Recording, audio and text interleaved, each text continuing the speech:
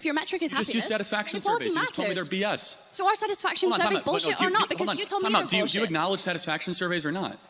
Just tell me they're so flawed and you self-report. Okay, by the macro self-satisfaction data, I am correct. And you are right. When you have paid family leave, you are happier. I'm actually a proponent of that. At Turning Point USA, we pay for 6 months when somebody has a child. I think there's a lot of agreement we can have on that. We need to encourage having more children. I think the Hungarian child policy is phenomenal. We should look at that because the greatest thing that is plaguing the West is we're not having enough kids. And it's not just bad because we won't have a future. It's also bad because the present is awfully miserable for too many women as well. Okay, in which case I think we get...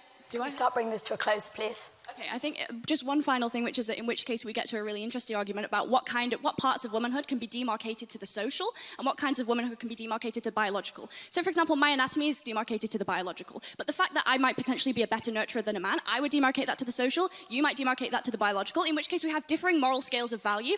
I would ask why we should necessarily prioritize your moral scale of value, which prioritizes things like the birth rate, when in actual fact there are various other moral scales of value. And if you yourself are a free market American, why is it the case that you would not, like the previous speaker noted, I've already answered extend personal freedoms towards all spheres, including a private sphere? I believe in absolute truth claims, and it's absolutely wrong and bad when a society stops having kids to replace their own population.